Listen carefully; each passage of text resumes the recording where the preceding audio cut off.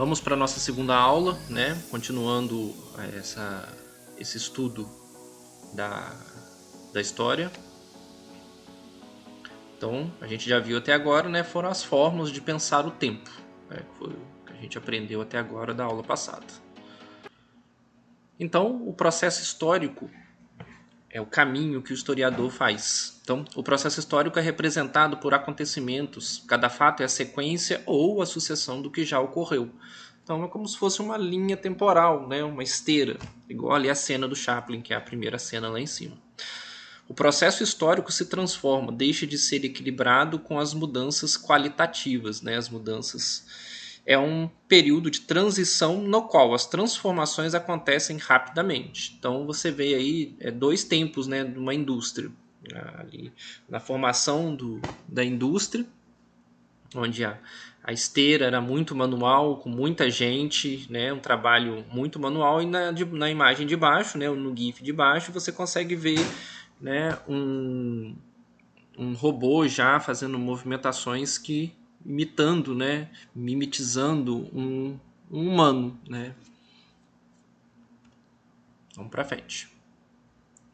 Então, o processo histórico é o relacionamento do ser humano com a natureza ou os indivíduos entre si, determinando as leis do movimento da história e relacionando com o conjunto de transformações.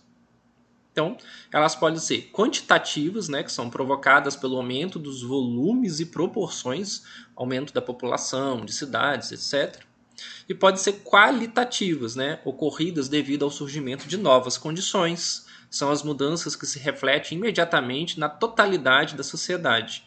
Né? Como exemplo, aí tem o surgimento do fogo, né, o período do Renascimento, a Revolução Industrial. São, né, momentos que marcam a história mundial. E a gente tem uma periodização, né, que é como que a gente vai dividir o tempo, né, dividir o estudo do tempo. Então, para organizar a compreensão dos estudos históricos, as periodizações foram criadas para ordenar os acontecimentos e temas analisados. Importante lembrar que as periodizações históricas estão de acordo com o ponto de vista de quem as elaborou. Porque se você pensar bem, essa periodização tem a ver muito com a Europa, né? Centrada na Europa. Tanto é que o mapa mundi, a Europa está no centro. Então, é meio que uma condição de análise, que vai ter calendários indígenas, como Maia, Astecas, Maias, tinham uma periodização diferente.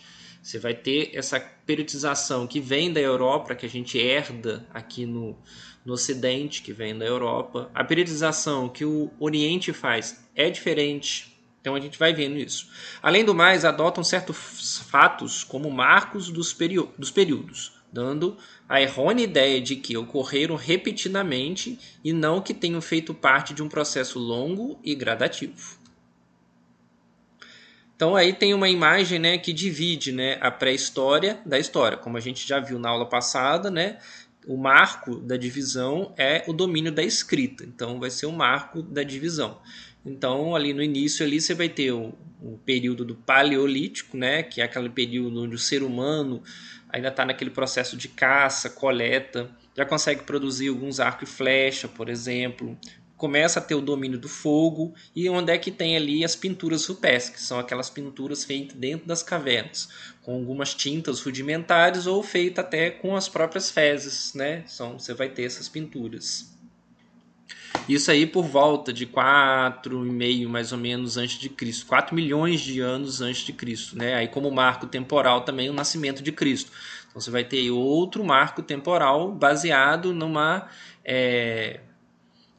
uma classificação judaico-cristã, né? O surgimento dos primeiros hominídeos, né, na África, né, local lá na África. Continuando ali a 12 mil anos antes de Cristo, você vai ter a estabilização climática. Então, é quando o planeta começa a não sofrer bruscas condições climáticas, né? Vamos ter aí a última era do gelo. Então, o planeta vai ter começando a formar as condições que a gente tem hoje, né? Como a gente conhece o planeta hoje. Aí você vai ter esse período aí O Neolítico, que é quando vai ter, né, o ser humano vai começar a se sedentarizar, você vai ter ali a domesticação das plantas, né, com a agricultura, você vai ter a domesticação dos animais, né, com a agropecuária, o pastoreio, a sedentarização, o nascimento da fabricação de cerâmicas para poder guardar os mantimentos, a fabricação de tecidos, né, tudo vai acontecer no Neolítico. Em 5000 a.C., você vai ter a invenção da metalurgia, então onde ele vai começar a dominar, né, o domínio do metal. Então é considerada a idade dos metais, né? A metalurgia é essa manipulação dos metais, ligas metálicas, né? Você vai ter aí a agricultura intensiva, então o homem já consegue separar um pedaço da terra e plantar naquele pedaço de terra. Você vai ter os escambos, né? Troca entre tribos. E desse escambo começam as cidades, né? As cidades começam a receber pessoas, né? Então você vai ter o surgimento das primeiras cidades. E os barcos à vela, né? Você vai ter esse desenvolvimento dessa marítima. Continuando com esse gráfico, que é a continuação do outro, 4.000 anos antes de Cristo, você vai ter a invenção da escrita, né? Ainda é aquela escrita cuneiforme, né? Que é no barro, na argila, com uma cunha de madeira, vai apertando com a argila ainda mole, depois espera secar, você tem aí uma tábua de escrita. Na Mesopotâmia, né, hoje o atual Iraque, né, no Oriente Médio, e com os sumérios, eles que foram os precursores da escrita. Então, com o nascimento da escrita, em 4.000 anos antes de Cristo, esse período agora não é mais a pré-história, é a história. Então, o que marca essa divisão do tempo é a escrita, como a gente viu na aula passada. Então, você vai ter a Idade Antiga, né, com o sistema de governo era a teocracia, né?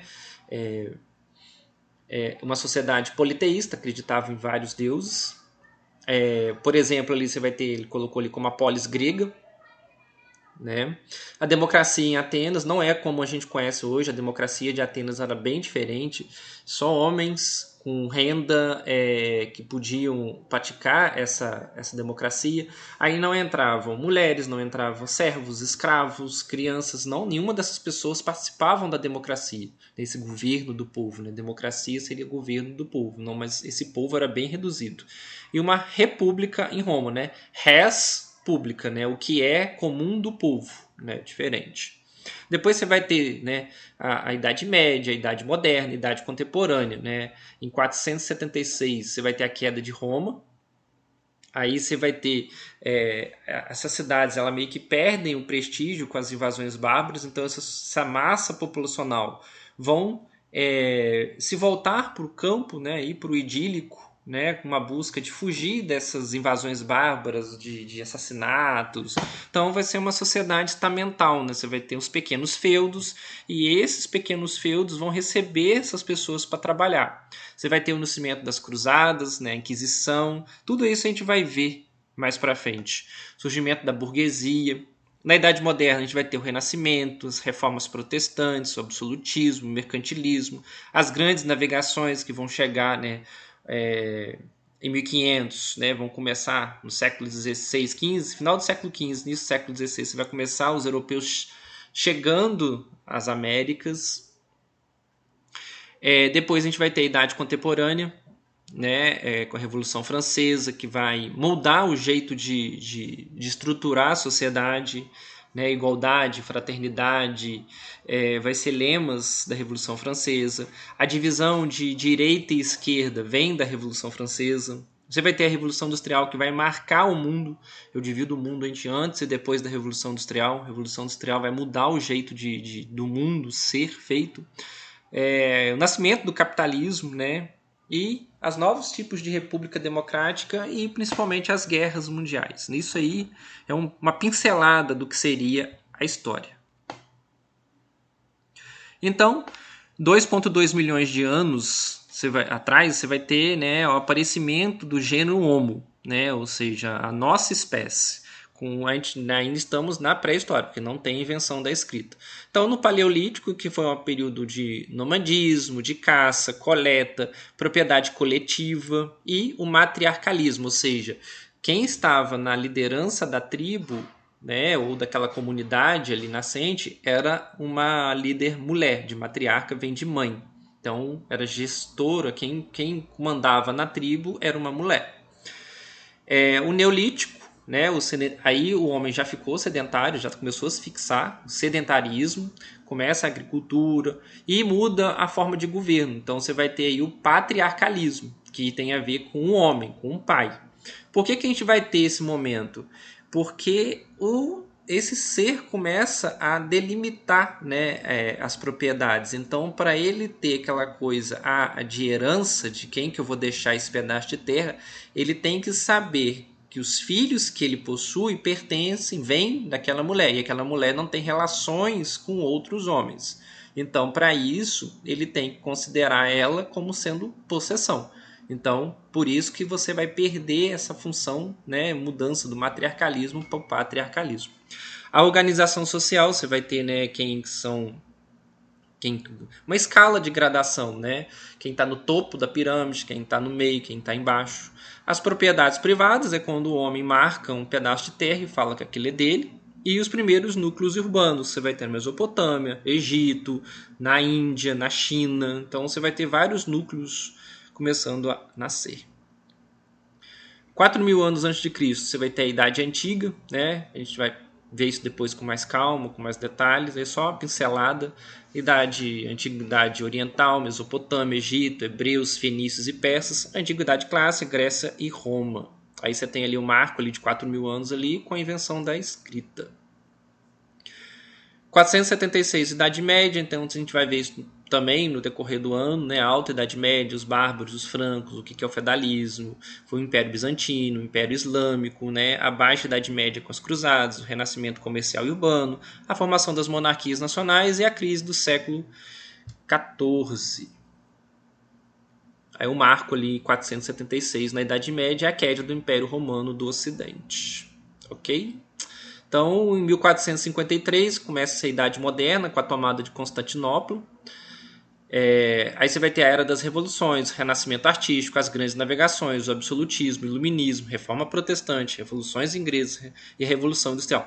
Esse período a gente só vai ver no 7º ano. Esse ano a gente não vê essa parte da Idade Moderna.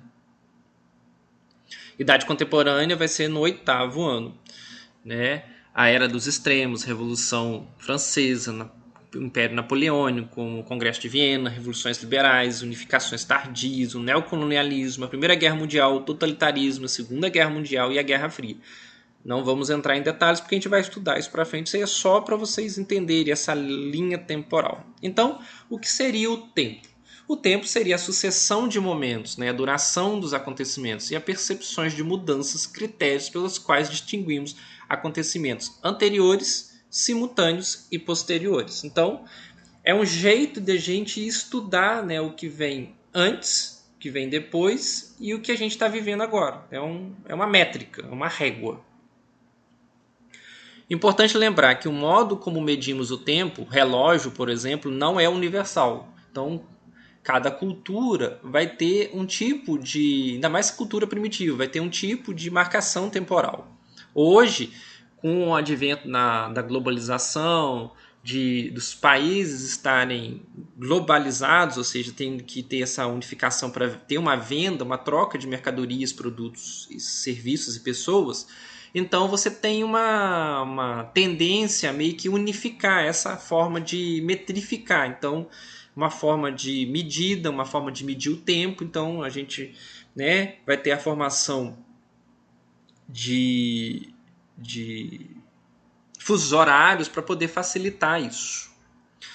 Esse sistema não é válido para todas as épocas e para todos os povos. Apenas uma possibilidade de medição desenvolvida pela nossa cultura, portanto, uma construção histórica puramente convencional. Então, o tempo cronológico é uma invenção que resulta de uma ambição de fatores. Cada povo escolheu uma data importante para marcar o início de seus calendários.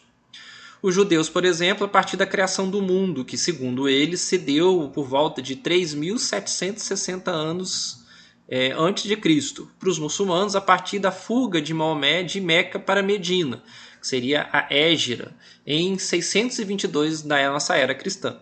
Já os cristãos a partir do nascimento de Cristo. Então, cada um vai ter um marco temporal diferente. Então, o tempo histórico é o tempo das transformações, das mudanças, das permanências e continuidades que se verificam nas sociedades humanas ao longo do tempo. Então, coloquei tempo da informática. Com os avanços e a popularização da informática e das telecomunicações, criou-se uma nova maneira de perceber e sentir o tempo. Então, é como se a gente pudesse simultaneamente, mas não é simultaneamente, mas como se fosse simultaneamente, a gente consegue ver hoje fatos do mundo todo. A gente consegue ter acesso a todas essas informações que um europeu do século XV não tinha essa possibilidade. Demorava-se meses para chegar uma carta, chegar uma correspondência, um conceito. O tempo da natureza, que é diferente, é a organização e divisão do tempo baseada em fenômenos naturais, como o nascer do sol, as fases da lua, as épocas da chuva. Então, esse tempo da natureza está muito ligado com uma sociedade primitiva, uma sociedade camponesa, ou quem ainda, por exemplo, mora na roça. Então, é ditado pela marcação temporal.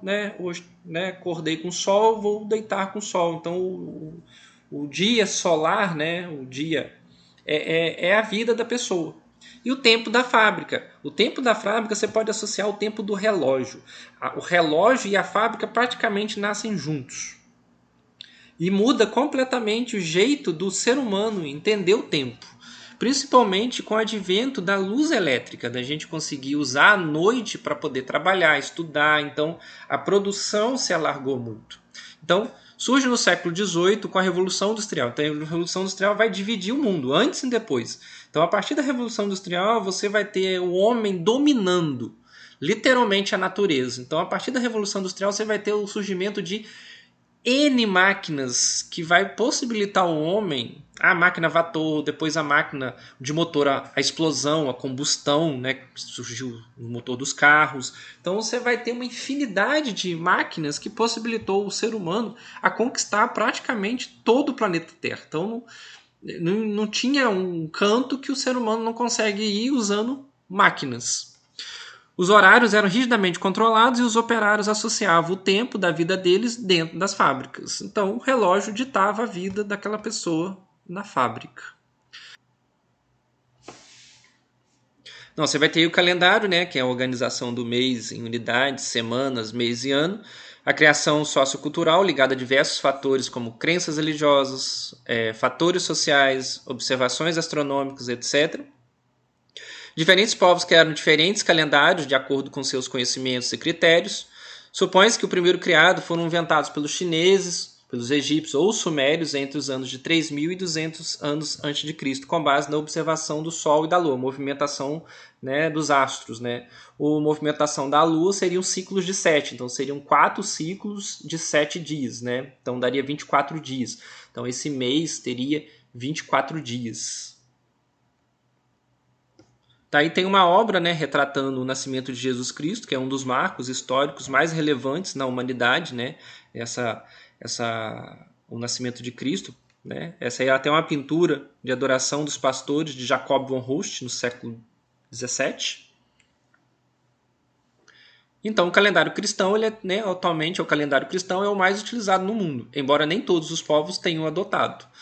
Tem como marco básico da contagem de tempo o nascimento de Cristo. Segundo esse calendário, as datas anteriores a esse fato recebem a abreviatura de AC, antes de Cristo, e depois de Cristo não se coloca abreviatura nenhuma. No calendário cristão, o ano fixado para o nascimento de Cristo seria o ano 1 da era cristã, e não o ano 0. Esse que foi um dos problemas. Então você tem ali, o nascimento de Cristo era para ser o ano 0, para a gente ter a soma direitinho. Mas eles colocaram o nascimento de Cristo como o ano 1. Isso porque o conceito de zero ainda não era pouco difundido na Europa, então eles não conheciam o conceito do zero, que é um conceito árabe. Então, esse conceito árabe que vai entrar com os números arábicos na cultura ocidental não tinha sido implementado. Então, se usava ainda a numeração romana. Então, os algarismos romanos não têm o zero. Então, por isso que a gente tem essa confusão.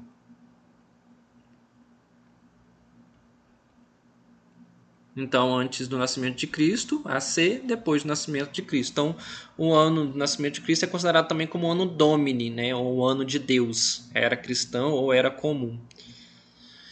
O nosso calendário cristão ele é baseado nessas configurações desse senhorzinho aí, ó, o Papa Gregório, né, o calendário gregoriano, né, que é o famoso. É utilizado oficialmente pela maioria dos países. Né, foi promulgado pelo Papa Gregório no século XIII, né, depois de Cristo, em 24 de fevereiro de 1582, pela bula Intergravíssimas. É em substituição ao calendário juliano implementado por Júlio César em 46 a.C.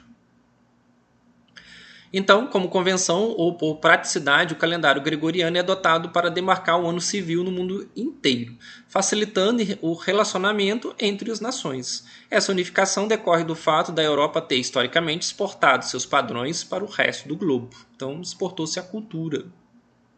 Então, aí está um calendário chinês. Você consegue aí, pelo ano do seu nascimento, você consegue ver qual que seria o animal que representa o seu nascimento. Então é um outro tipo de ver estruturar o calendário, né? Então cada ano, vamos dizer assim, cada signo, né, é diferente dos signos do zodíaco, que é baseado nas estrelas e tem ciclos diferentes.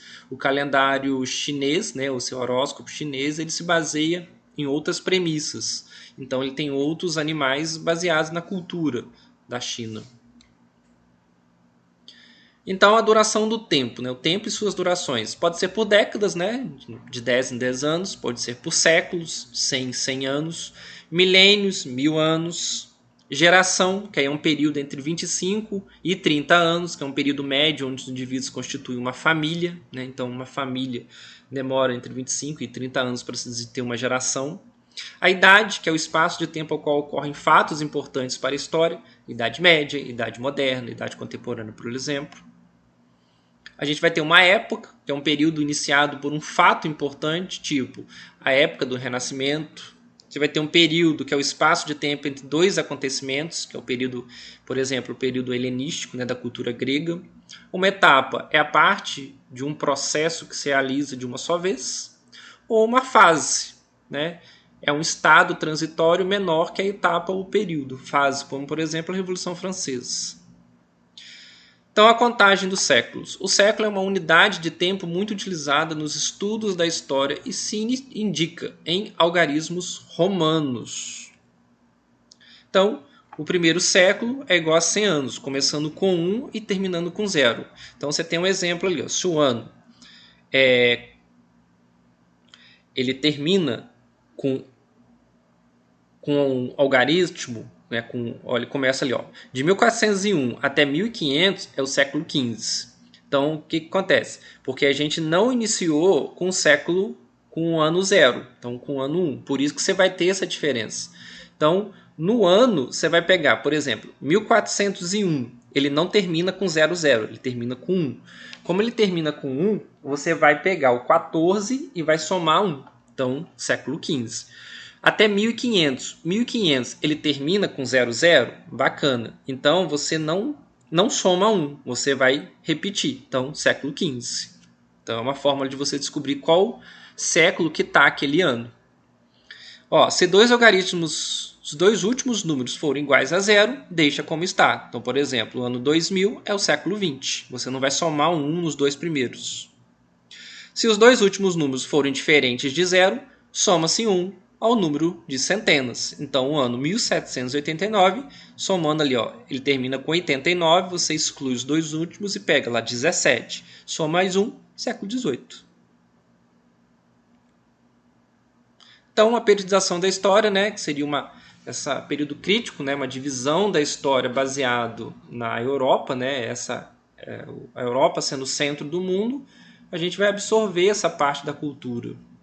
Então, a escrita, esse marco temporal da escrita.